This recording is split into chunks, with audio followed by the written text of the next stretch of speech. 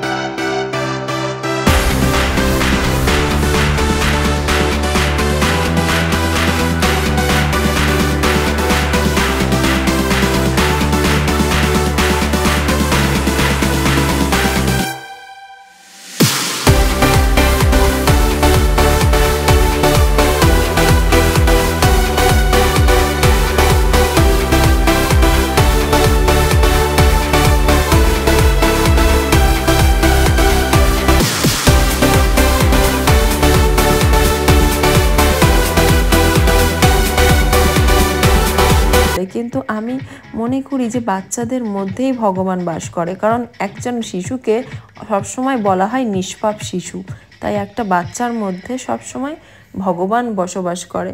তাই কখনোই আমি বাচ্চাদের থেকে প্রণাম নেওয়াটা পছন্দ করি না। তাই আমি বলি যতটা পারো আমাকে প্রণাম করা থেকে এড়িয়ে চলো, আমাকে নমস্কার করো ঠিক আছে, কিন্তু এই জিনিসটা আমার খুব অকওয়ার্ড লাগে। তাই আমি যখনই কোনো বাচ্চা আমাকে প্রণাম করতে আসে তখনই তাকে আমি চেপে ধরি আর তারপরে আমি মাথায় হাত দিই ঠাকুরকে প্রণাম করার মতো। যাই হোক, তারপর আমি এই বাচ্চাটাকে মেডেল পরিয়ে দিলাম। এরও সেই একই ব্যাপার, যদিও এটা হলো বাবা মায়ের শিক্ষা, বাবা মা যেমন শেখাবে বাচ্চারা সেরকমই শেখে। এই অভ্যাসটা সুন্দর, কিন্তু আমার খুব একটা ভালো লাগে না, কারণ বাচ্চাদের মধ্যে ভগবান থাকে। ভগবানের কাছ থেকে আমরা কি করে প্রণাম নিতে পারি, তাই না? ভগবানকেই তো আমরা প্রণাম করি। যাই হোক, আমাদের মধ্যে উপস্থিত হয়েছিল গোলুমোলু কৃষ্ণকে আমি মেডেল পরিয়ে দিলাম। তারপরে আরও একটা গোলুমোলু বাচ্চা চলে এলো আমার সামনে, গালটা মিষ্টি একদম টুবলা করে, হ্যাঁ গোল গোল, ওর কানের মধ্যে মেডেলটা আটকে গেছিলো, মেডেলের সুতোটা আমি আবার ঠিক করে দিলাম। আমার তোমরা ভিডিও দেখলে বুঝতে পারবে আমি কতটা খুশি ছিলাম। প্রত্যেকটা ভিডিওতে আমি হাসছি, আমার এত ভালো লেগেছে। এতদিন পর এতগুলো বাচ্চাকে আমি একসাথে দেখছি, আমার বারবার মনে হচ্ছিলো যে আমি ছোটোবেলায় পৌঁছে গেছি। আর লাস্টে যে ছিল এই বাচ্চাটা হলো সব থেকে বড় বয়সে, একটু দাদা ব্যাপার ছিল, কারণ সবাই ওখানে ছোট ওর থেকে। যাই হোক, এই করে আমাদের মেডেল পড়ানোর অনুষ্ঠানটা শেষ হয়েছিল। মেডেল ডিস্ট্রিবিউশনের পর আমরা ঠিক করেছিলাম যে আমরা সকলে মিলে একটা গ্রুপ ফটো নেব। তাই ফটোগ্রাফার আমাদের সকলকে বলছিল যে ঠিকভাবে লাইন করে দাঁড়াতে, যাতে আমি ভালো করে একটা ফটো নিতে পারি। আর ওনার কথা মতো আমি সবাইকে দাঁড় করানোর চেষ্টা করছিলাম। স্বাভাবিকভাবেই বাচ্চারা এত চঞ্চল হয় যে কারা কোথায় দাঁড়াবে ঠিকই করতে পারছিল না, একবার পিছনে আসছে একবার সামনে যাচ্ছে। আর কৃষ্ণ বাবা তো গোলু, ওকে আমি কিছু বলতেও পারছি না। যাই হোক, বাকিদেরকে আমি ঠিকঠাকভাবে দাঁড়াতে বললাম, সবাইকে আমি স্প্রেড হয়ে দাঁড়াতে বলছিলাম, নাহলে সবাইকে একসাথে দেখাই যেত না ছবিতে।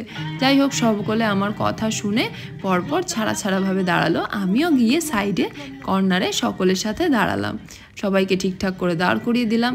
তারপরে যখন সকলকে ঠিকঠাক করে দাঁড় করানো হয়ে গেল, ফটোগ্রাফার আমাকে বলল আপনি মিডিলে এসে দাঁড়ান। যথারীতি আমি মিডিলে এসে দাঁড়ালাম। তারপরে সকলের সাথে একটা গ্রুপ ফটো তোলা হলো। গ্রুপ ফটোটা যদিও আমি এখনও পাইনি, না হলে অ্যাড করে দিতাম ভিডিওর সাথে। যাই হোক, সকলের সাথে গ্রুপ ফটো তোলার পর আমরা ঠিক করছিলাম যে আমরা একটু গানের সাথে নাচবো। তো সকল বাচ্চারা দেখি মেডেল দেখতে ব্যস্ত। তারপরে আমি বললাম যে গানটা একটু চেঞ্জ করা যাক, তারপরে আমরা সকলে হাত ধরাধরি করে নাচ করব। আমি ঠিক করলাম যে বাচ্চাদের সাথে তো একটু মজা করা উচিত। তো যাই হোক, একটা বাচ্চা বললো যে ম্যাম আমি আপনার সাথে একটা ছবি তুলতে চাই। আর বাচ্চাটার কথা আমি ফেলতেও পারলাম না, বাচ্চাটার সাথে একটা ছবি নিয়ে নিলাম। বাচ্চাগুলোকে আমি জিজ্ঞাসা করলাম যে তোমরা অনুষ্ঠান করতে এসছো, হোলিতে পার্টিসিপেট করেছো এই অনুষ্ঠানে, তাহলে তোমরা কেন একটু মজা করছো না? চলো আমরা সবাই মিলে একটু নাচি হাত ধরাধরি করে। বাচ্চাদের হাসি দেখে আমি বুঝতে পারলাম যে না, এরা বলতে না চাইলেও এদের কিন্তু মনে ইচ্ছা রয়েছে একটু নাচ করার। যাই হোক, সকলের হাত আমি চেপে ধরলাম। একজনের হাত চেপে ধরতে আমি দেখি পরপর সবাই একে অপরের হাত চেপে ধরেছে এবং নাচ করা শুরু করে দিয়েছে। আমি তো আনন্দে আত্মহারা, তোমরা আমার হাসি দেখলেই বুঝতে পারবে আমি খুব আনন্দ পেয়েছি এইভাবে বাচ্চারা যখন নাচ শুরু করেছিল।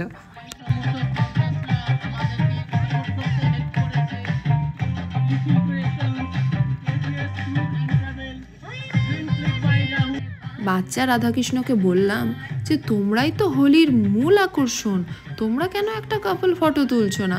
তুমি এর কাঁধে হাত দাও। তারপরে রাধার হাতটা আমি কৃষ্ণের কাঁধের ওপর রেখে দিলাম। তারপরে কৃষ্ণকে বললাম তুমি এইভাবে বাঁশির মতো করে হাতটা রাখো। তখন আমাদের বাচ্চা কৃষ্ণের মনে পড়েছে, আরে আমার তো বাঁশি ছিল, কিন্তু মা কোথায় গেল? মার কাছে তো বাঁশি রয়েছে, মা যাও তুমি খুঁজে নিয়ে আসো, এরকম করে বলছে বাচ্চা কৃষ্ণ। তো যাই হোক, আমি তখন বললাম যে তুমি এইভাবে হাতটা রাখো, এইভাবেই ফটো তোলা যেতে পারে। সবার মোটামুটি 10 বছরের মধ্যেই বয়স, আর সকলে কত রকমের কোশ্চেন আমাকে, ম্যাম এটা কেন ওটা কেন, বিভিন্ন আমি এখান থেকে এসছি, আমি 4 ঘন্টা আগে এসছি, আমি 1 ঘন্টা আগে এসছি, আমি ফুল দিয়ে এইভাবে সেজেছি, আমার বেশি গরম লাগছে, আমি পারছি না, এবার বাচ্চাদের কিভাবে আটকে রাখি। আমি অ্যাজ এ গেস্ট মডেল গেছি ওখানে, কিন্তু আমার এত ভালো লেগেছে ওখানে গিয়ে বাচ্চাদের মধ্যে থেকে, যে আমার মনে হচ্ছিল আমি যদি অ্যাজ এ ম্যানেজমেন্ট টিমের মেম্বার ওখানে থাকতাম, আমি অনুষ্ঠানটা আরো বেশি এনজয় করতে পারতাম। আমি হোলি খেলেছি আগে, কিন্তু এবারের হোলিটা যেন আমার কাছে বেশ অন্যরকম লেগেছে, কারণ এত কচি কাচাদের ভিড় ছিল, আর সবাইকে মানে এরকম করে ধরছি, একজনকে রাখছি কাছে, আরেকজনকে রাখছি, আরেকজন দৌড় মারছে, একটা আলাদাই মজা।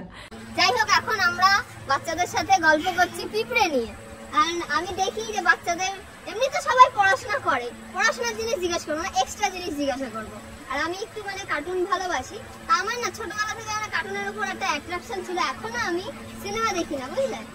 আমার একটা কোশ্চেন তোমাদের কাছে, কালো পিঁপড়ে আর লাল পিঁপড়ের মধ্যে ডিফারেন্স, মানে কালোর কালো রং, লালের লাল রং, এইটা কিন্তু আমি শুনতে চাই না। ডিফারেন্স কি বলো? লাল ছোট, কালো বড়।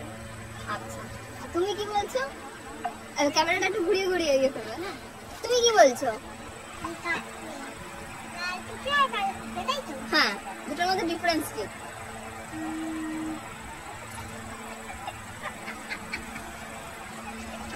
তারপরের জন কে কে বলতে পারবে কালো আর লাল পিঁপড়ের মধ্যে ডিফারেন্স কি, রং ছাড়া? লাল পিঁপড়ে কামড়ালে ফুলে যায়, কালো পিঁপড়ে কামড়ালে ফুলে যায়, রক্ত বেরিয়ে যায়। মানে কোন পিঁপড়ে গুলো বলো তো? আমি যে সরু সরু ছোট ছোট পিঁপড়ে হয় না, ওই পিঁপড়ে গুলোর কথা বলছি। হ্যাঁ, মানে বড় পিঁপড়ে গুলো না, কিন্তু ছোট ছোট গুলো। এবার কোন পিঁপড়েটা মানে না বলবো না, তো বেরিয়ে যাচ্ছে। এবার ডিফারেন্স কি লাল পিঁপড়ে কালো পিঁপড়ের মধ্যে? বলতে পারবে না তো কেউ? কালো পিঁপড়ে হলো ভালো পিঁপড়ে, দেখবে কালো যে পিঁপড়ে গুলো থাকে না, ওরা সুড়সুড়ি দিয়ে পালিয়ে যায়। আর কি হয়, লাল পিঁপড়ে গুলো এসে ফট করে কামড়ে দেবে। দেখতে কিন্তু কালো পিঁপড়ের থেকে ছোট, কিন্তু এসে কামড়ে এরকম করে ধরে থাকবে। আমি তো এইভাবে করলেও ছাড়াবো। হ্যাঁ, আমি আগে কি করতাম ছোটবেলায়, আমি ধরে রাখতাম, আমি কি করতাম, পাট কাঠি দিয়ে ওই লাল পিঁপড়েটাকে ছাড়াতাম, ছাড়িয়ে ওর পেটটা কেটে দিতাম, সে কেক কাটার মতো।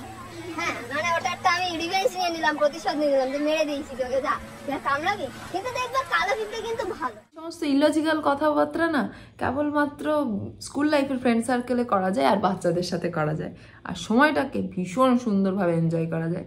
যাই হোক, আজকের এই ভিডিওটা তোমাদের কেমন লেগেছে অবশ্যই সেটা কমেন্ট বক্সে জানিও, আর ভিডিওটা ভালো লাগলে অবশ্যই একটা লাইক করে দিতে ভুলো না। এভাবেই নতুন নতুন ভিডিও যদি তোমরা দেখতে চাও, তাহলে অবশ্যই চ্যানেলটাকে সাবস্ক্রাইব করতে ভুলো না। দেখা হচ্ছে নেক্সট ভিডিওতে, ততক্ষণের জন্য সবাইকে টাটা।